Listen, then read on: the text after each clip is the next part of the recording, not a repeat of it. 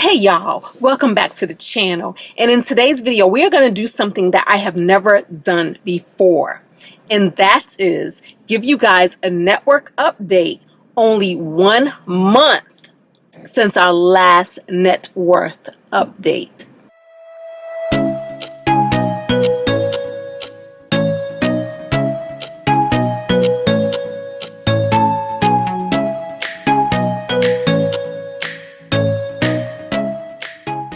Guys, normally I do a net worth update like maybe once a quarter, maybe every 4 months, maybe every 6 months, really. But this time I was like a little curious. I was sitting around, I was a little bored, and I just started running a few simple numbers, and next thing I know, I looked at all of my numbers. And that is why I decided to share all of this with you, because I find it a little fascinating, okay?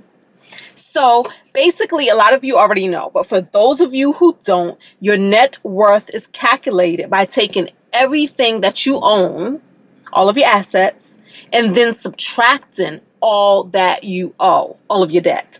What you have left over is your net worth, okay? The last time we did this, my net worth was $1,271,320, okay? So I'm so curious to see how everything has changed, fluctuated, went up, went down in just 1 month, okay?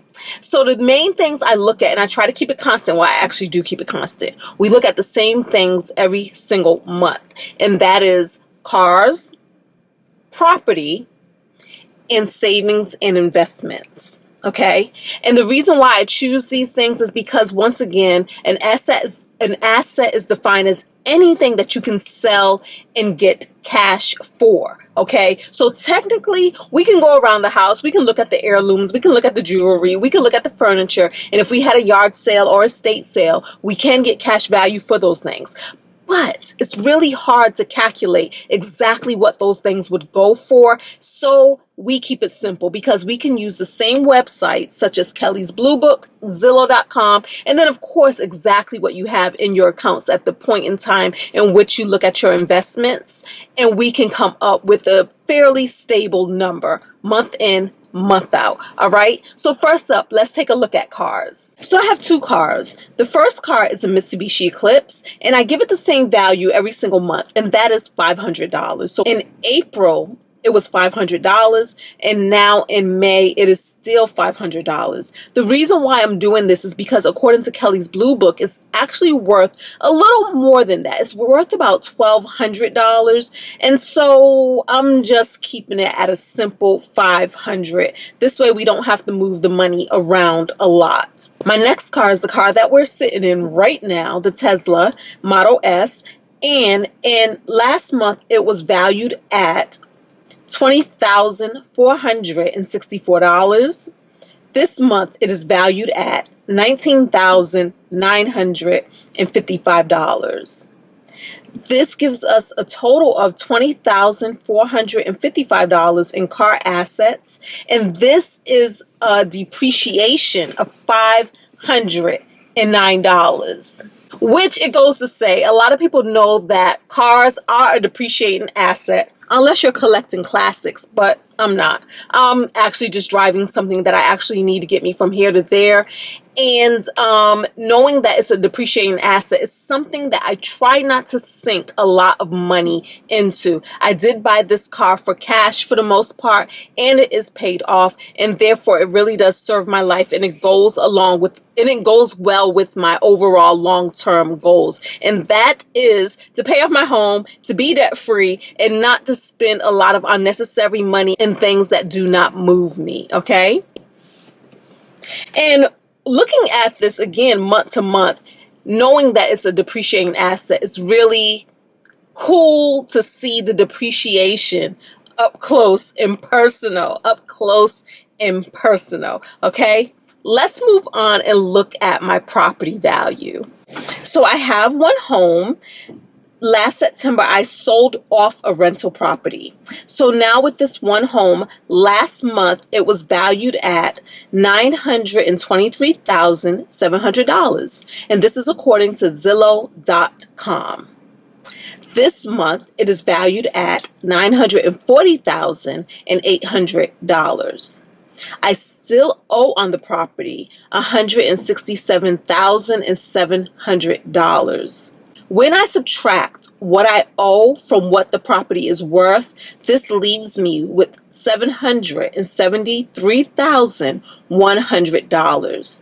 This is an increase in 1 month of $18,850.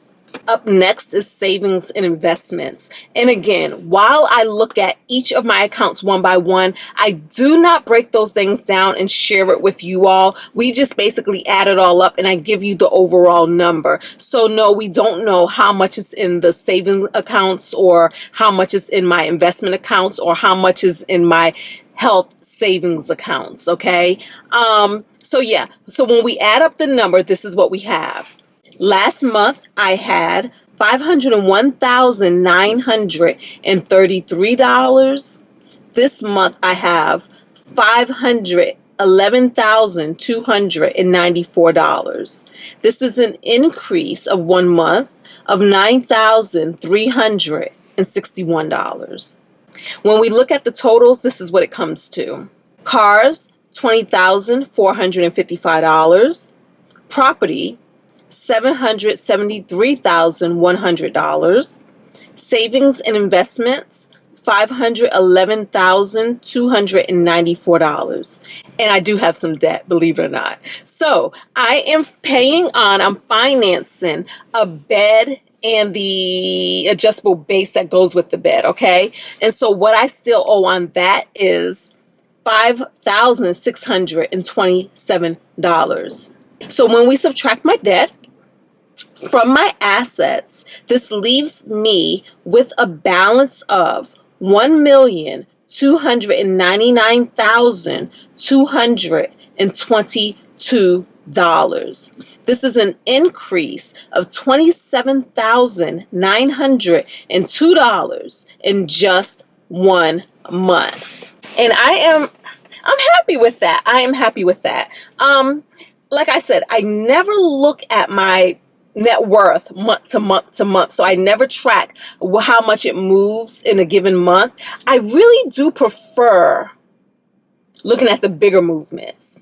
You know, taking a look at it maybe once every other month, once every 3 months, once every 4 months, and kind of really seeing the gains that are being had in bigger chunks. That way, I don't get too attached to the rise and the fall of the immediate market, you know, like what's happening in the market day in, day out.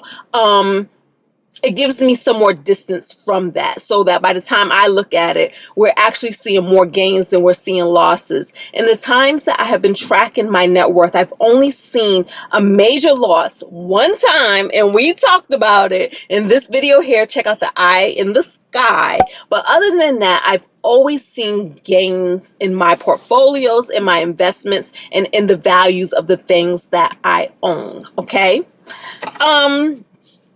Some observations I made when doing this. This is some observations that I made. 2 things. 1, I have a bank account that I need to close out. It doesn't have very much money in it, but what I did know, because this isn't a main bank account, it's not really active, and I don't have any direct deposits going to that account, that they actually charge me $5 a month for me having the pleasure of holding my money there. So I really do need to take my money out and just move it to another account.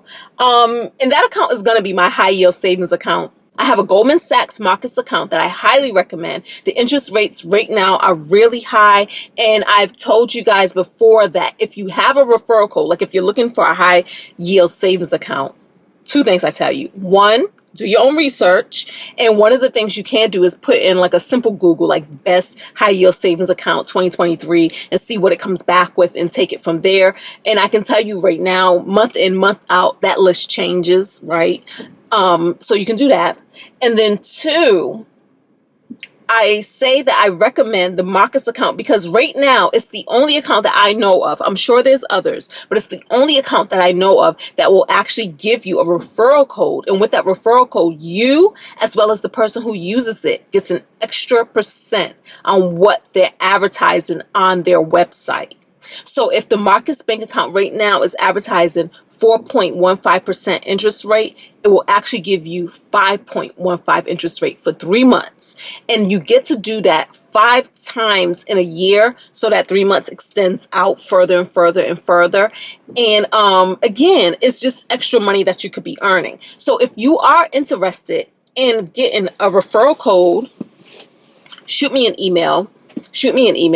And right now, I don't have any more referral codes. All my referral codes are gone. So I say that to say I'm not getting anything from this. But what I can do is give you a referral code from somebody else who's given me permission to share out their referral code. And if you would like me to share out your referral code, when people ask and I don't have anything to give, shoot me an email. If you got a referral code from me, shoot me an email. If you didn't get a referral code from me, I can't help you. I can't help you. But this is for our community, right? So if you got a referral code from me, let's help each other out. I'm going to help y'all out. I can help share out your referral code. And again, I get nothing from this. They don't give me any extra incentives. I don't get any extra money. I don't get any extra anything. This is just because I feel that if they have this to give, if they are given this, let's take advantage of that. So that's that. The other thing I also noticed while looking at this month to month is I also have a health savings account, an old one that is no longer being funded, but the money is still there. But that money is not invested in the market. I need to do one of two things. I need to either move that money to my active high yield, to my active health savings account. I'm not even sure how that works. I got to research and figure that out. Or I need to just use the money because right now it is charging me $4 every single month. That account depreciates by $4. I could buy Aspen with $4 because Aspen would be authorized purchase. Like any medical things that I do buy, I could authorize it and use that card. So rather than just giving them $4 a month for holding my money, I need to actually do something intentional with that money by either using it for approved health services or health products, or by moving it. So those are the two observations that I made. Also, I decided to set some goals. When I first started tracking my net worth, my goal was super simple. I wanted to reach $1 million. I wanted $1 million net worth. Well, we're here. We did that. So I need to set some new goals. So I decided to set 2 new goals. The one goal is I want to have, right now we're around $511,000 in cash in investments. I want that money to move up to $750,000. So I want $750,000 in cash in investments. And that is going to be my next benchmark, my next goal. Don't know how long that's going to take. How long is it going to take to accrue another $250,000? Have no idea. The other thing is right now we're sitting at about 1.3 million. I want to move that to 1.5 million. So those are the next 2 goals. Not quite sure how we'll talk about it, but we'll kind of see. I'll figure out something. If we do a countdown, like how much more I have to go or how much, how we're moving forward. I'm telling you, having a goal and tracking a goal makes this that more interesting. That's all it is. Okay. So that's what it is, y'all. That is my net worth. That's how my money changed in a matter of just 1 month. And that was really interesting to see. I'm going to see you guys in the next video. Don't forget to thumbs up, talk to me in the comments, and subscribe if you want to be a member of the Fun and Budget family. Until the next video, guys. Peace.